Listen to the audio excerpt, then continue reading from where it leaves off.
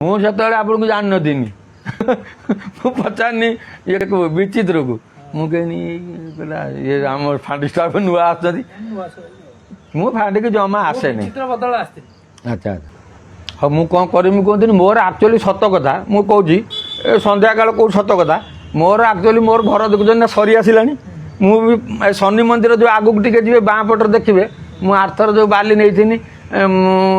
ମୁଁ ଖର୍ଚ୍ଚ ବାର୍ଚ୍ଚ ଦେଇଥିନି ଯାଇକି ରଖିଥିନି 13 ଟ୍ରିପ୍ ରଖିଥିନି ସେଇଠୁ ନେଇ ଆସି ସାରିଲିଣି ସେଇଠୁ 9 ଟ୍ରିପ୍ ଆଉ 4 ଟ୍ରିପ୍ ଖଣ୍ଡେ ଅଛି କାଳେ ସର୍ଟରେ ପଡ଼ିବ ସେଇ ନେଇକି 2 ଟ୍ରିପ୍ ଯାଇଥିନି। ସେ ଆମ ଗାଁ ଲୁନା ଯେଉଁ ପିଲା ସେ କହିଲା ଦାଦା ପଠଉନ ଗାଡ଼ିଟା ଦୁଇଟା ଗାଡ଼ି ଅଛି ଏ ଟ୍ରିପ୍ ବାଲି ଆଣ୍ଡ ମୁଁ କହିଲି ନା ମୁଁ ଯେମିତି ନାହିଁ ସିଏ କହୁଛନ୍ତି 3000 ଲେଖା ମାସକୁ ଦେବ 2000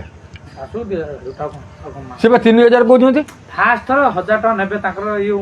କାଳୀ ପୂଜା ଆଉ ସବୁ ପ୍ରକାର ମାସକୁ 2000 ତମ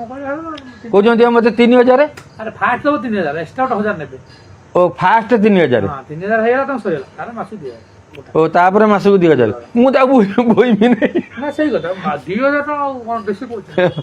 ମୁଁ ଆଉ ଧଇଲା 20000 ଟଙ୍କା ଖର୍ଚ୍ଚ ଥରେ ହଁ ମୁଁ ସେଇଥିପାଇଁ ବା କାଳେ ଗାଡ଼ି ଧରା ପଡ଼ିବ ମୁଁ ଡରେ ସେଇ ନେଇକି ବୋଇବାତେ ରାଜି ନୁହେଁ।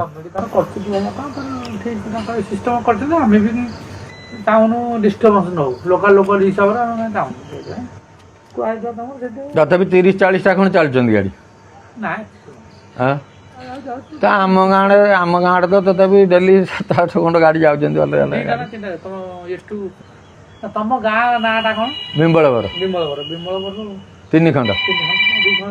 ବିମ୍ବଳବର 3 ଖଣ୍ଡ ଏଇ କୋର୍ସିରା ଫୋର୍ସିରା ଗାଡ଼ି ସେ ବି ଯାଉଛନ୍ତି ସାର୍।